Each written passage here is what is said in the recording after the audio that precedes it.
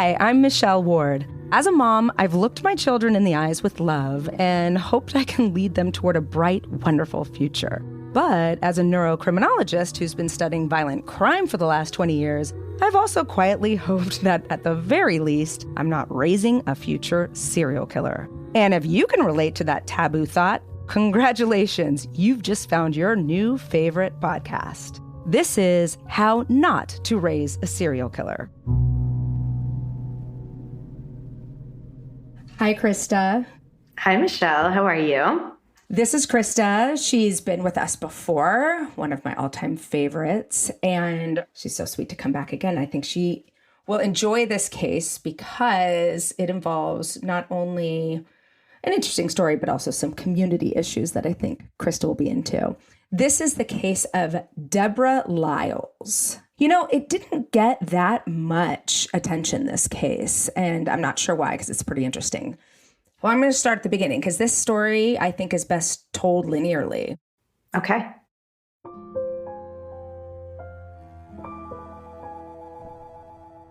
Deborah and Mike Liles were high school sweethearts, and they got married shortly after high school, and they raised their 5 children in Jacksonville, Florida.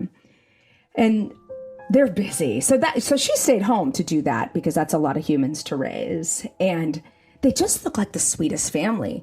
I mean, she eventually became the beloved local music teacher for the public schools. And she was also the children's choir director at their church. Just everyone adored her. Everyone's favorite teacher, music teacher. And the dad, Mike, just kind of seemed like everyone's 80s dad. So this is the mid 80s, and they move into this house in Jacksonville.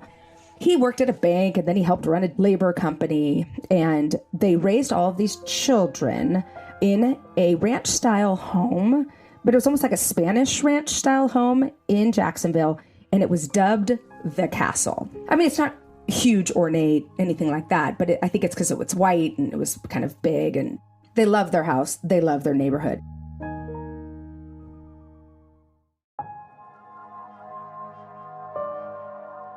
So one day in 1993, Debbie was home all alone when there was a knock on the door. And she opens the door, and it's this young man, and he says he's looking for work. He offered to do some yard work. But in the middle of all that, he shoves her into the house. He starts beating her. So she's like, look, let me get you what I have. She gave him, I think, her wedding ring. She gave him some money, but he continues to beat her and choke her. And he eventually ties her up with her own purse strap and a vacuum cord.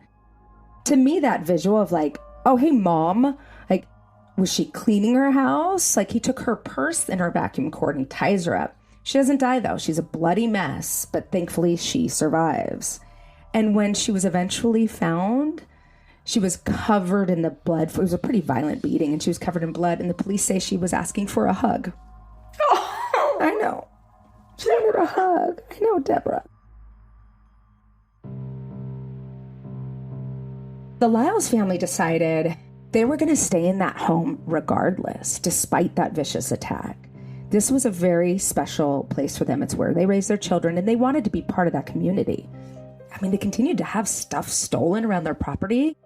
I think like CDs would be stolen out of the car. Maybe a car was stolen. I could be making that up. I know an entire gazebo was stolen out of their backyard. That's easy to steal. I know. I'm like, how does that work? Is that one of those moments you walk in your backyard, you're like, wait, was there ever a gazebo here? Right. It reminds me of like the senior prank where they put the Volkswagen Bug on top of the third story. And you're like, wait, how did that get up there? How does one steal a gazebo? Skills. The man who had beat Debbie up, his name was Curtis Head, and this was far from his first crime. His rap sheet included 16 arrests, 14 felony convictions, and 2 parole violations. Curtis. I should tell you a little bit more about the Liles. Like, they're church-going people. Debbie was known to preach the parts of the Bible about forgiveness and being charitable, and so I think this kind of puts them in a tough position because they love their community. They're very much the type of people who would forgive for this crime. They would consider the childhood and the the difficult times that this Curtis had gone through to get there.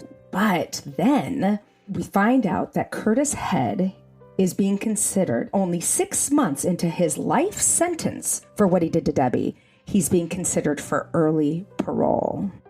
And he had just been released early from a 30-year sentence and was only out of prison for 56 days when he attacked Debbie.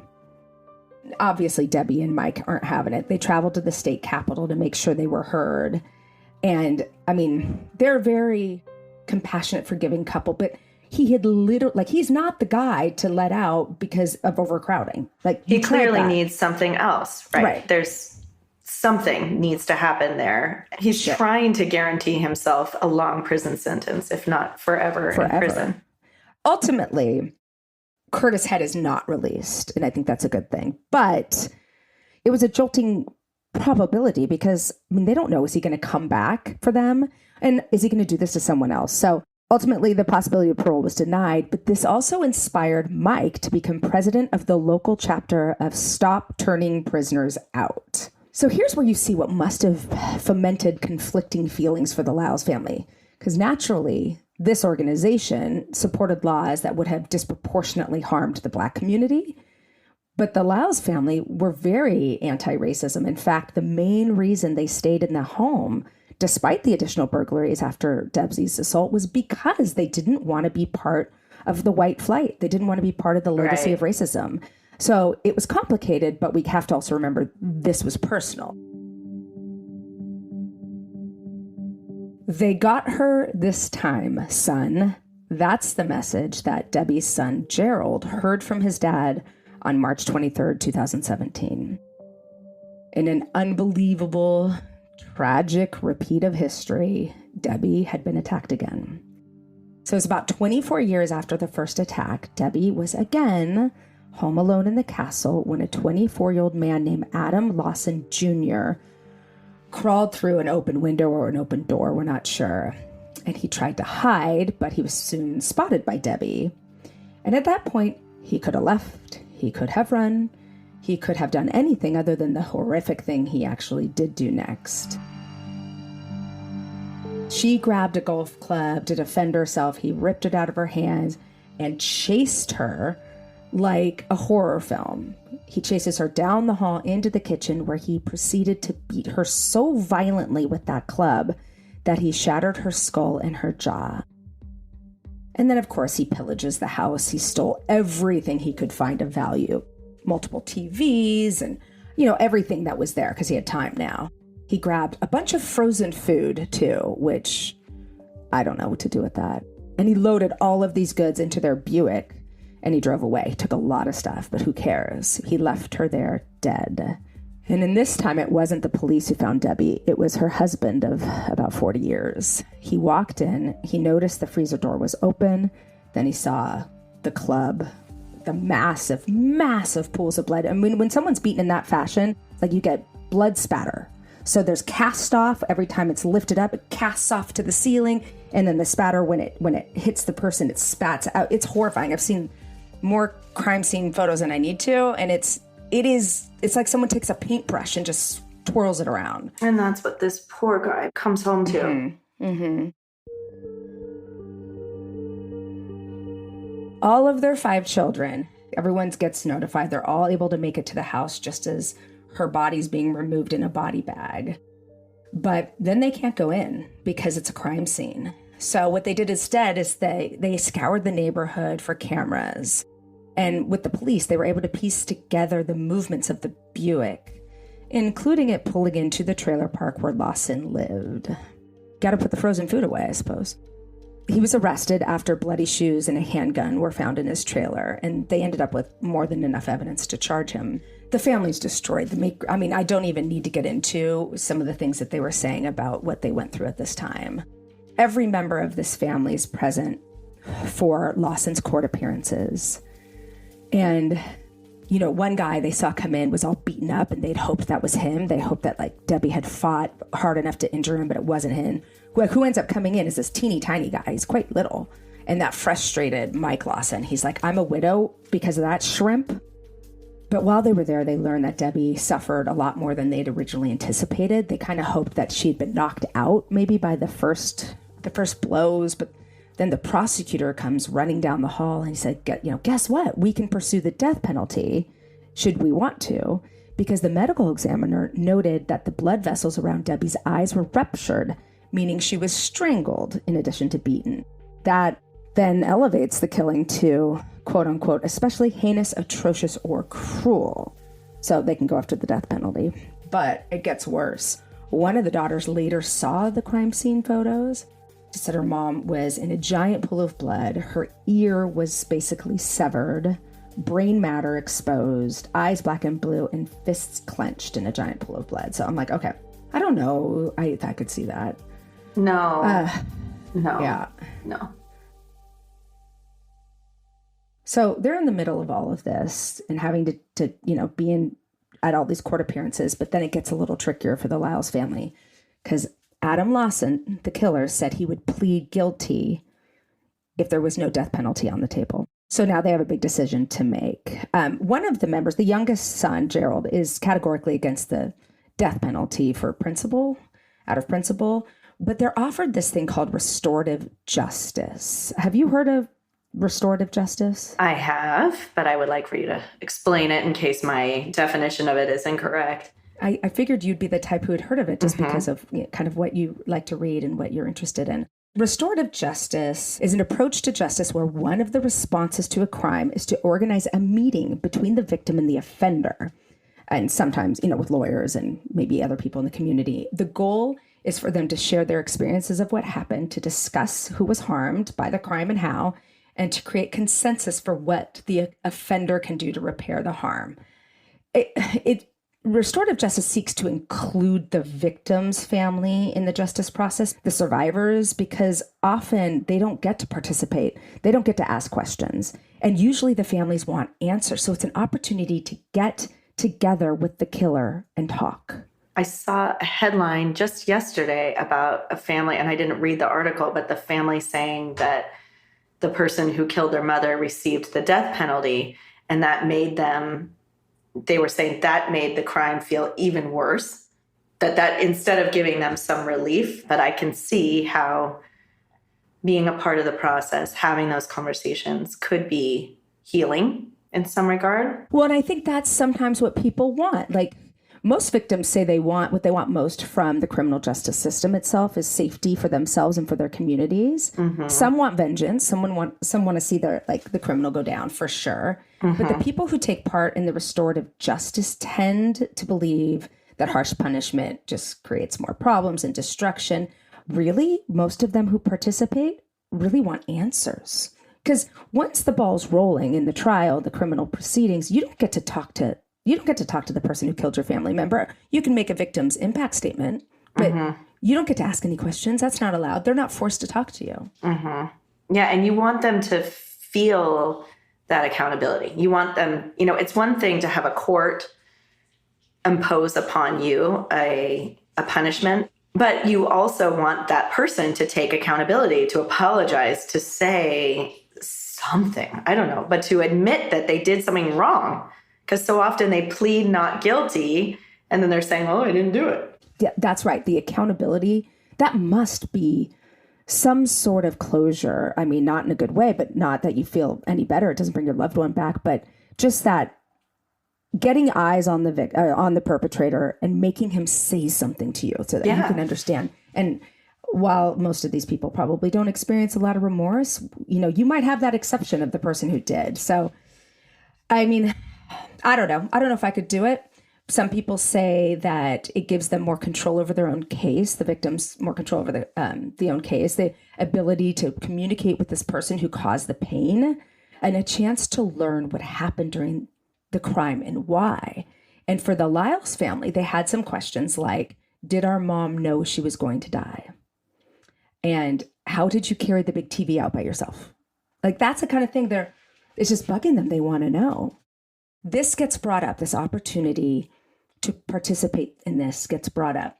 And after a lot of deep deliberation within the family, they decide to give it a try. Well, and this is a family who you said earlier that forgiveness was a big part of who they were. Yeah. It was an interesting juxtaposition because they were a very forgiving family, but they were also part of this group that is against letting criminals out. But then again, it was personal for them. So I kind of understood why they're a little nuanced there. In theory, I'm all about forgiveness. In practice, maybe not so much. Right? I don't know if I want that out. And also, I'm sure he looks at it like he was saving someone else's life because this guy, the original guy, Curtis Head, had just been released from a violent crime. It took him only 56 days to commit another one. Yeah. So, I agree that this is not cut and dry. Like, you can be all about forgiveness and redemption, but still want really dangerous people off the street. Right. So on the day the Liles family was set to meet with Adam Lawson, something went terribly wrong. And it's almost like the Liles family was victimized again. In another room, while preparing to meet with the Lawsons, they're all there. Everyone's there, ready to do it, but they're in separate rooms. Lawson just starts putting his head in his hands and shaking and panicking, saying, I can't, refusing to do it. He said something like, after what I've taken from them, I can't. Mm-hmm. So he's nervous. That's the truth. Yeah, because he knows that this is scarier than some judge sentencing you to life in prison or the death penalty. Actually facing the husband and children of this woman you brutally murdered. I kind of feel like there isn't really a worse punishment than that. Like, that's for somebody who does feel the consequences of their actions. Well, and this is uncomfortable for you. I'm so sorry. Well, yes. Right. Yeah. Too bad. Yeah. This is going to hurt. It's not going to feel as scary as what Debbie went through when you were brutally beating her to death, but you might have to be a little uncomfortable, sir. So the lawyers basically said to him, like, do you realize what you're doing? Like, we got to deal with this family. Death penalty's off the table so that you can do this. And this is just a big F you.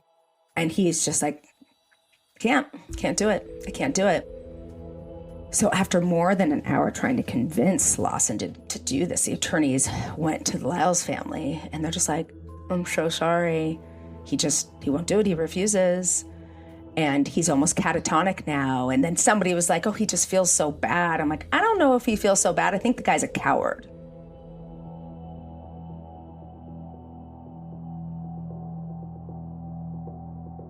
The Liles family was stunned. They felt like they had prepared for every possible outcome, that he'd be dishonest or insult their mother's memory, or that even dad would get violent. These are words that they said in an article.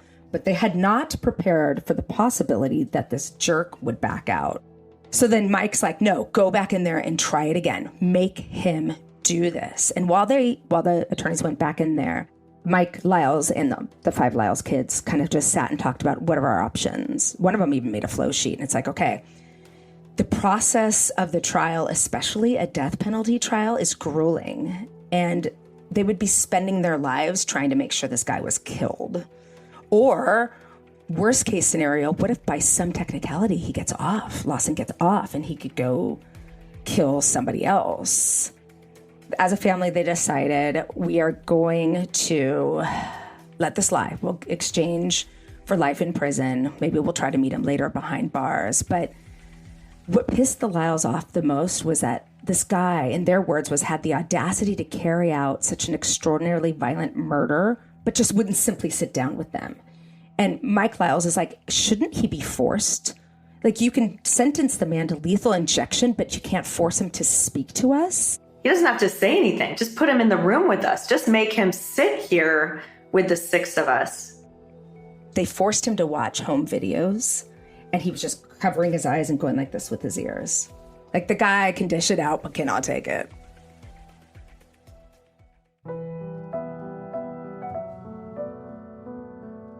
Everyone returned home, and according to them, this was more than just a missed opportunity. It was another tragedy, another letdown. Things really took a turn for the worse for Mike after that botched meeting. He still refused to move away from the home. But he wasn't taking care of himself or the house. He bought a dog for protection and also just to, have a companion. But like the dog had chewed up the whole couch where he was living. He wasn't going anywhere, wasn't doing anything. He wrote a note to his children saying, maybe we were the ones who were too open when we were plagued by the prospect of a conversation with Lawson. I can't imagine myself even experiencing happiness again outside of spending time with you and yours, he wrote. I know he is as close as a whisper. And then shortly after that, one of the children got a call. It was from someone from her father's victim advocacy group. And they'd noticed Mike hadn't shown up to any of the events over the weekend. So just like it had been before, the daughter drives up to the castle house, not knowing what she's going to find. But this time, it's her father. He lay dead on the couch, feet from where Debbie had been slain. And get this. The coroner gave as Mike's official cause of death, broken heart syndrome.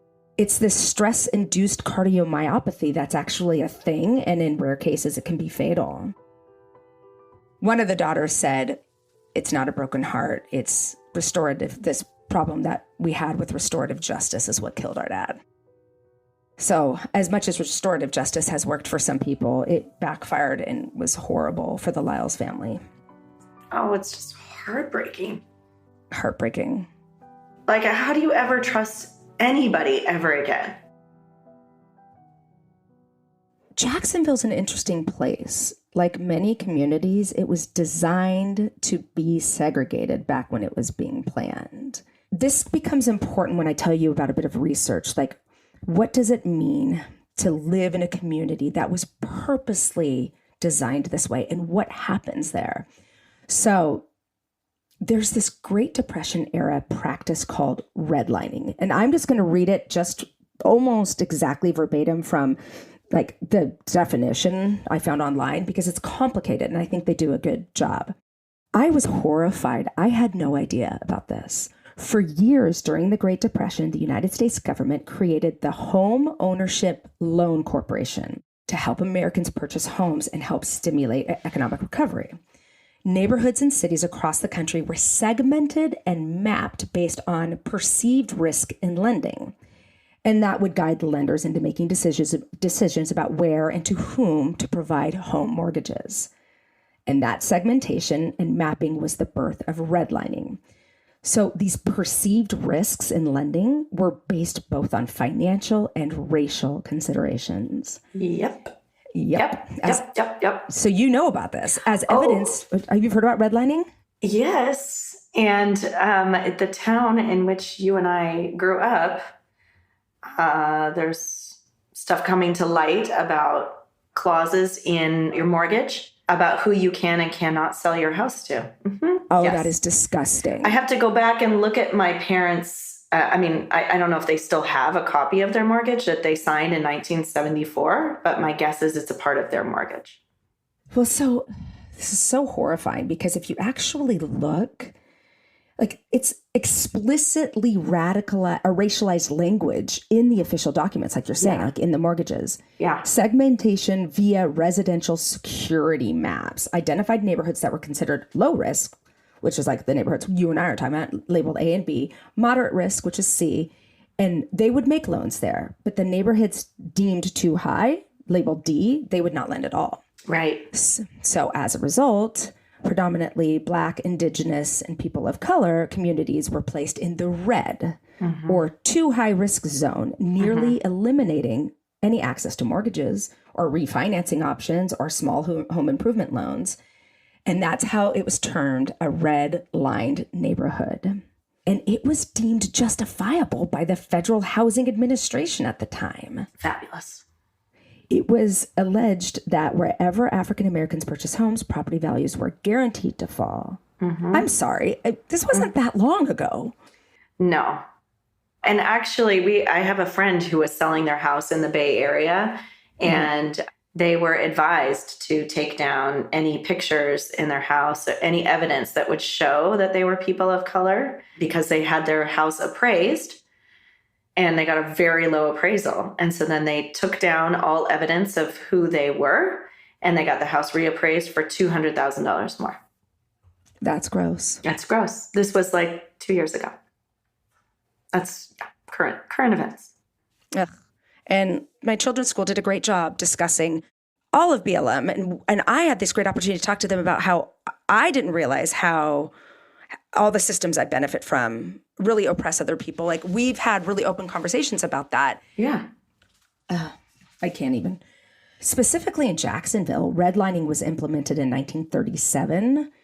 And it designated these areas as too high risk or hazardous. And it's kind of like areas like Northwest Jacksonville, historic East Side, and many others. These places had almost no market value, and nobody would invest there. Mortgages were not available to homeowners of color. And as a result, they could only hope to sell their house and people, for cash at a significantly reduced value. Mm-hmm. I mean, it's just a cycle, horrible cycle. Of course, the property values all plummet. So while Jacksonville's first zoning map was completed in 1930 before redlining, it was eerily similar to the redline maps that were to come. The zoning map designated restricted and unrestricted industrial areas that prescribed allowable land uses, and almost all of these communities of people with color were placed in those unrestricted industrial zones. So they're being put next to incinerators and factories and undesirable developments being built like literally next to their homes, further depressing their property values. And these unhealthy living conditions they're there today. It's still there. So redlining took effect officially 7 years later, but it just further legitimized it. It perpetuated the existing racial segregation. And it's horrible. It's part of also why there's so many different health issues within communities of color that live in low income areas. Part of it is just the pollution that you're exposed to if you live right next door to a factory or whatever that might be. Yeah, an incinerator. Probably not so good for your health.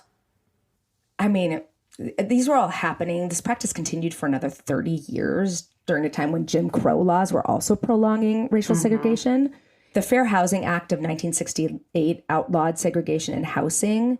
The results are significant. There's just racialized gaps, and it's still there. And, today's Jacksonville's most challenged and under-resourced communities are precisely those that were deemed unlendable by redline maps nearly 100 years ago. Yeah. And the other thing is, in those communities, there's no money being pumped into the schools. Those are the most underserved populations. Mm-hmm. It's just a vortex of potential influences of bad outcome, right? Mm-hmm. Correct. What does that mean? Because we can all think of a lot of reasons why somebody growing up in a impoverished area where there aren't resources for your school, perhaps there's increases in crime and drug use. Like, we could think of lots of reasons why these criminals could have become criminal. For example, Adam Lawson, the guy who eventually killed Debbie Liles, he had a really difficult life. As a young boy, he'd ingested the drugs that his mother would leave out. His mom was constantly incarcerated. He stole to feed his drug habits. Like, he had a bad life. But it's so easy to be like, okay, well, criminals live in that town, then they're raising other criminals. Like, there's poverty, there's crime, there's drugs, the education is horrible. But there's actually one influence. There's an influence outside of your home life. Like, we always think of your environment as your home life and your school life, but it's actually the neighborhood you grow up in. Mm-hmm. Even if your home life is perfect, is more influential on your brain than we ever knew. Wow. Yes, well, that makes so much sense. Okay, tell me more. They never thought about that because it's hard to, unravel this ball of rubber bands of, we know poverty causes problems. We know drug use causes problems. We know these shitty schools causes problems. You never think of it, just the neighborhood itself. And here's what it means. So much of this research was born from the Chicago Project on Human Development. And I'm going to read just from their straight definition so I get it right. It's an interdisciplinary study of how families, schools, and neighborhoods affect child and adolescent development. It was designed to advance the understanding of the developmental pathways of both positive and negative human social behaviors. In particular, the project examined the pathways to juvenile delinquency, adult crime, substance abuse, and violence. At the same time, the project also provided a detailed look at the environments in which these social behaviors take place by collecting substantial amounts of data about urban Chicago, including its people, its institutions, and resources. So the project's design consisted of two major components. The first was an intensive study of Chicago's neighborhoods, particularly the social, economic, organizational, political, and cultural structures, and the dynamic changes that would take place to those structures over time. The second component was a series of coordinated longitudinal studies. Longitudinal means over time, that followed over 6,000 randomly selected children, adolescents, and young adults to examine the changing circumstances of their lives and the personal characteristics that might lead them toward or away from a variety of antisocial behaviors. After examining thousands of children, they learned that if there is a homicide on your block 4 days before standardized testing, then your reading scores and vocabulary scores drop significantly, like 10 points to 2/3 of a standard deviation. That's a big drop. That is a very significant effect between homicide exposure and reading scores. Well, how could it not? I mean, think of the stress that would cause. I mean, anybody but a small child.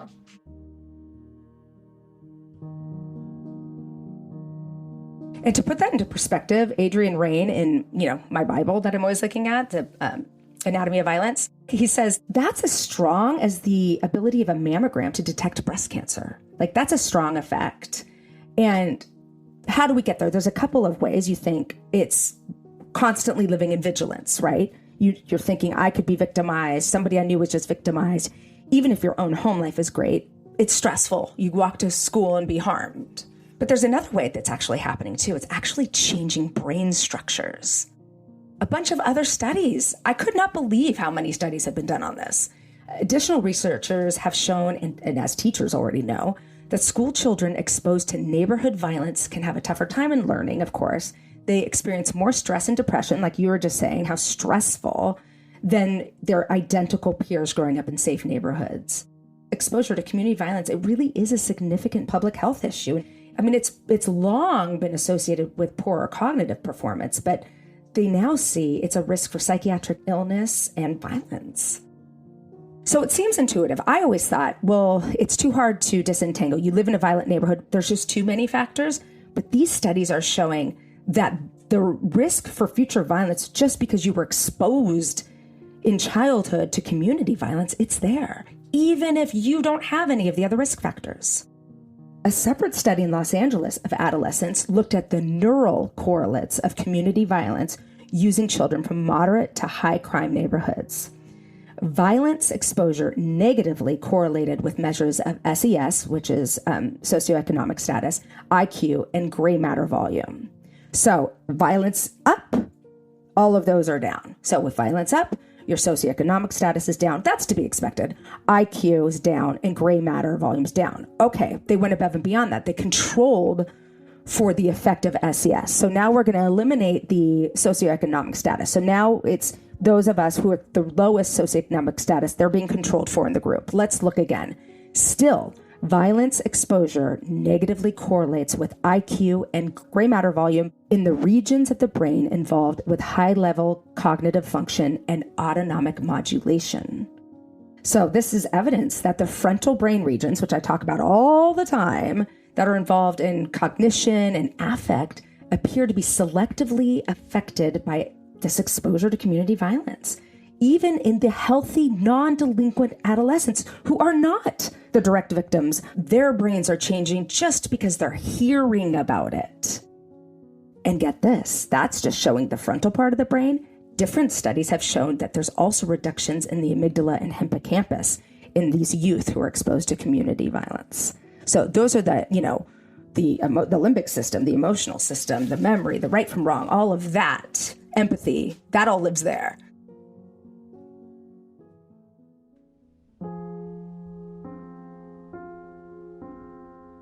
I would have thought, how are you going to measure this? Because how are you going to control for what's happening in the home? How are you going to control what's happening, at the school? The study is so huge that they're able to control for this stuff. And even the kids who have no risk factors for this type of brain change are having it. But I was like, wow, they finally done it. They finally found a way to study just being plopped into a violent neighborhood and hearing about the violence. It affects African Americans more than other races. The researchers estimate that 15% of African American kids spend a month a year in trauma. It's not just direct exposure to violence, such as being abused in your home, that's causing these brain problems. It's the dark effect of the neighborhood alone that changes your brain and your life's trajectory. Plus, you look like the people who are being victimized, so you identify, this is on your block, it's your neighbor, it's maybe somebody you knew. So it's interesting because people create the violent neighborhood, but then the violent neighborhood goes on to create more violent people. It's kind of this weird cycle. And now some of these researchers are teaming up with other organizations to create trauma-based interventions in these neighborhoods. So it's going to exist at school. It's going to exist in the home. Like, they are setting up infrastructures for these types of high violent neighborhoods. What happens is these kids present later. They present in late teens and 20s as having, when they're younger, it's oppositional defiance disorder or conduct disorder, and then it's antisocial personality disorder. But really, in some of the cases, it's trauma. So what they're trying to do is catch it before it looks like that, and kind of integrate into the community some trauma-based treatment for these especially young kids. I mean, these are young kids. So hopefully offsetting some of the biological effects that we're seeing from being exposed to the violence. And so what does that look like in a school? Are they starting in kindergarten? Is it like, I'm a former elementary school teacher. And so I always think about, like, what are these things that, I think about it now with COVID, like, how are we dealing with our kids' mental health issues that we're seeing universally across, all ages and socioeconomic statuses and everything. So, but I think about with a program like that, are they starting in kindergarten? Is there a program that's like a weekly program, a monthly program? Is it something that they are doing in general on a regular basis? And then do they have intensive therapies or when something traumatic does happen in their neighborhood? Yeah, I don't know. It's all kind of in its nascency right now. Some of these studies just happened. So I think that it's going to take boots on the ground. One of the psychologists I was reading about, he's like, I want trauma-based learning. I want trauma-based childcare. I want trauma-based everything. He basically wants to kind of uproot the curriculum in these schools to treat trauma out the gate. You just assume that you treat the trauma whether or not you know the exposure, because if you live in that neighborhood, you're hearing about bodies slumped over. You're driving by, bodies slumped over. You heard about your brother's friend getting killed. So he wants to kind of implement it, just a different type of program into all the schools. But let's not forget, that's one of the reasons I went through this whole red line stuff, is to show those schools don't have resources. They're not the places with resources. This will have to be federally funded. There are resources in those schools, but those resources are spread so thin because there are so many extra needs in those neighborhoods. And the other thing that I don't want to totally get into it, but a lot of them are in very large school districts, which have a lot of administration. There's a lot of additional costs at a high level. It might not necessarily be filtered down to an individual classroom. And that's where, school districts have to take responsibility for the children in their classes. But it does seem like the larger the school district, the more likely they are to have a very top-heavy administration and money that is not being filtered down to the kids for specific programs as much as it should be. You want those dollars in the classroom. And I remember talking to you about that, and I've talked to other people about it, is that, if you take the percentage of the funding that school has, the percentage that actually makes it into like something the child can really, it's in their classroom, they can touch it or hear it or learn from it, is small.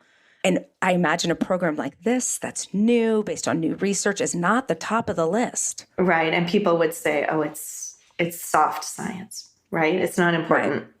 Well, except the MRIs are really showing some good stuff. And Well, I think that's why exactly. I think that's why they moved from saying, oh, these kids are, having low test scores. Oh, they seem depressed or anxious. I think that's why they're like, you know what? Let's bring in some freaking MRIs and let's show you that you are changing their brain structures over time by exposing them to violence. When you have a school district that is a low performing school district, what ends up happening is the state comes in and they are like, okay, your test scores are way too low. So you need to adopt this curriculum. And they become more and more strict about the curriculum that the teacher is supposed to be teaching. So my final year teaching, I taught second grade. I had one kid in my class who could read very well on a fifth grade level and comprehend and everything. And I had another kid who literally had no concept of number. If you asked her to hand you 2 markers, she couldn't do that. She had probably never been, she's a mystery. We don't know what her history was. Like probably she hadn't been in school before. So when the state comes in and says, you're going to be teaching this way with these strict rules and these, it's basically a script that they want you to read, then you're like teaching to 3 kids in the middle. And this kid who is, reading on the 5th grade level is bored out of her mind. And this kid who, doesn't have any idea what the alphabet is also not being served. And so, there has to be a way that when you have a low performing school district, the rules tend to focus solely on the academic, without looking at there are so many other factors that are leading to low performance. That's such good information because we hear all the time, teach to the test. Like the teachers are not teaching anymore. They're just teaching to the test. But what you're saying makes so much sense, especially considering what we're talking about here. It's not just they're not memorizing the information or learning the skills. They have actual biological things happening to them, trauma that's going on. Maybe they're hungry. Now we've started addressing school lunches, but it's not just the academics that are driving the low performance. Right. I stopped teaching the year that No Child Left Behind was really kicking into high gear. I don't know that I could have done it, with trying to do this kind of scripted program. And my aunt taught for many years, 30, 40 years in a low performing district. And she had to show her lesson plans every week. I will teach the sound ah. I will use the words cat and rat and sat. She would have to write all of this out, in her 35th year of teaching. And so it just seems like now you're taking away the skill of the teacher to modify her lessons for the needs of each child in his or her classroom, right? Because each child really has individual needs, and it's really hard to reach those individual needs to teach in different learning styles when you are addressing everybody in one way. And so by ignoring this problem, right, that trauma has literally affected their brain, now there's no time in our day to address that because I'm required to spend 4 hours of my day teaching reading and 2 hours teaching math. And that's all I have time for. Sometimes I feel like we're putting the cart before the horse with education because like you've said, I think on this podcast, you can't learn if you're hungry. You can't learn if your brain is in stress mode, right? Haven't you said that? No, you can't because the cortisol and adrenaline make you forget shit. Exactly. We're focused only today on the sound, but my neighbor was murdered yesterday. Right. I'm not learning anything. Here. Yeah, right. I'm not learning anything today. I'm not here. And tomorrow I'm going to be really foggy because I'm recovering from that hypervigilant state. And I mean, I would love to see some sort of federal program come in and say look, okay, your crime is at this level. Okay, then we provide after school therapy. Everyone has to stay after school. Yeah. It's free. You get an extra hour childcare and everything's trauma-based. And, it's like the teachers get trained. They don't have time, as you say. And I feel like constantly we're asking for more from the parents, from the teachers, from everybody. We're asking for more. But maybe, as you say, we've been focused on some of the wrong stuff. I have horrible handwriting. My ex-husband has horrible handwriting. Christa, I think you may have been in the classroom, but Mrs. Meekum held I wasn't in her class. That was not my teacher. I was in Mrs. Owen's class. I don't know why, but she held up my paper. I must have done something, we must have been switching classrooms around. She's like, class, I want to show you an example of the worst handwriting we have in our grade. It's Michelle Ward, and her handwriting is atrocious. Can anyone spell atrocious? And I was like, my head in shame, lowered in shame. But it's like, Teacher of the Year. Who fucking cares? So I look at my little tiny boy, and he's only 8, and his handwriting is atrocious. And they're like, work on it. I'm like, no, I don't care. If he can read, spell, comprehend, I care. But the fact that it looks like hieroglyphics just makes him related to the people he's related to. My handwriting to this day, I can't do it. I don't have small motor coordination. My brain doesn't work like that. My mom always said, oh, it's because you're just meant to be a doctor, like, doctor scripts. I don't, they want it so focused on. And I'm like, first of all, who writes anymore anyway? It'll come. Yeah. One day he won't sleep in my bed anymore either. Yeah. It'll come. Yeah, it'll come. Exactly. It'll come. One of my struggles is always I can get on here and talk about a crime, and that's what all the other true crime podcasts do. But it is my job to go way deeper, to find a cause or a potential cure. Otherwise, I feel like you've wasted your time. You could listen to any podcast about crime. So the takeaways here is we need to pay attention to the fact that just the violence exposure alone matters. You can have a high IQ, come from a great family. I mean, it affected the Liles' kids, whether they know it or not. Yeah. Yeah. Whether they know it or not. Yeah. So just being aware. So all of us little soldiers out there, now we know this is another cause of crime. Sheer exposure to neighborhood crime. Number 2, if all y'all who are in administration are looking to change school systems or how it all works, like Christa, put this on your radar. And lastly, my heart goes out to the 5 children of the Liles family. This is to have this to be victimized 3 times in these horrible ways is just, it was an unfortunate, difficult story to read. Yeah. Heartbreaking. Yeah. Do you have anything else to add? Any other programs? I love that you know about school systems and stuff because I don't. Frustrating. I mean, my kids are at public school. I am a huge public school advocate. I'm a PTA president. And are you the current PTA president, Christa? I am. Oh, my word. I'm very proud of you. Of course you are. Oh, no. Sucker. Just a sucker. But the administrators at our school will tell you that I am in there whenever I see something that really bugs me. I'm not quiet about it because, because these things are important. And as a PTA president, it is my job to be an advocate for children.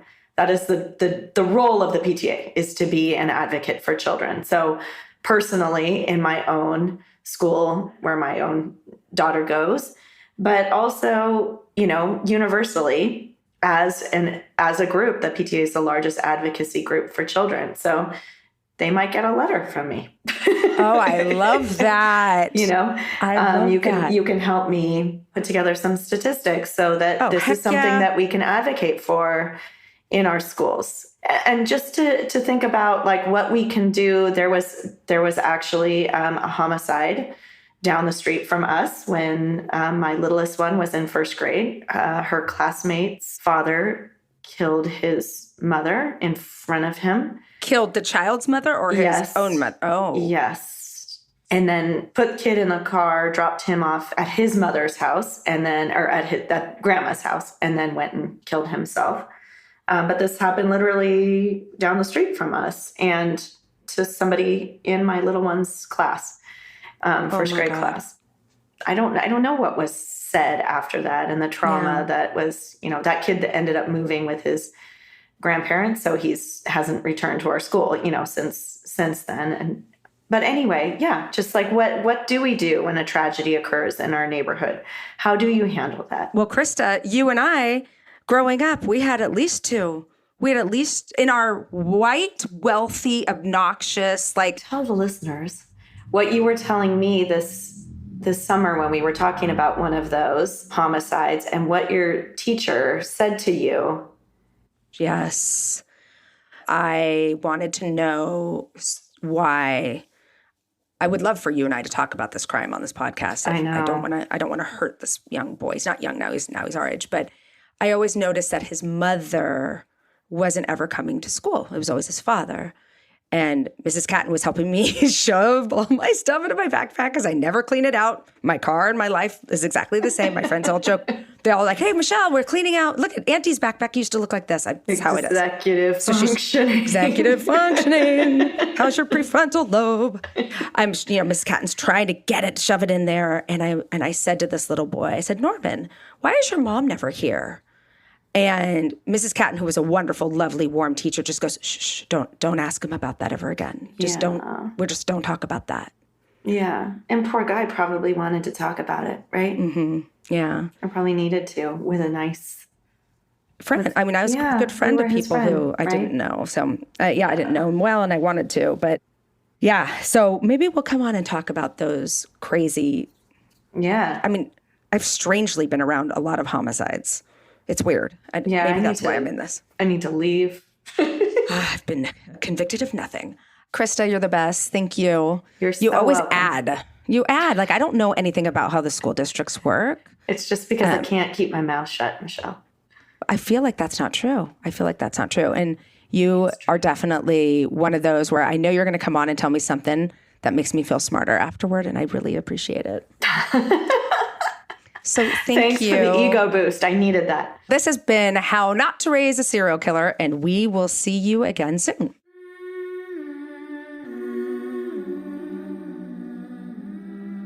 I'm hearing some background noise. Is that just rustling? Is it for me? It sounds like somebody's like working upstairs, like cleaning. No, the dog's asleep next to me. I don't know what that is. No, there's like another person. Heidi? Was Heidi? Oh my God, you're right behind me. I'm like, I didn't want to scare the heck out of you. We're talking about a murderer. I'm sorry. I'm leaving. You're not even a big guard dog. Oh my God. How Not to Raise a Serial Killer is a Cloud 10 media production, executive produced by me, Dr. Michelle Ward, and Sim Sarna. Our editor is Emily Crane. Our music was created by Josh Cook, with artwork provided by Brian Stefanik. Follow us on Instagram at How Not to Raise a Serial Killer and on TikTok and Twitter at Hentrask. That's at HNTRASK. And if you'd like to share a story or ask a question, you can email us at hownottoraiseaserialkiller@gmail.com. If you like our show, do me a favor and rate and review us on Apple Podcasts, Spotify, or wherever you get your podcasts. After all, if more people know about the show, maybe fewer kids will turn into serial killers. Who knows? Thanks so much for listening. See you next week.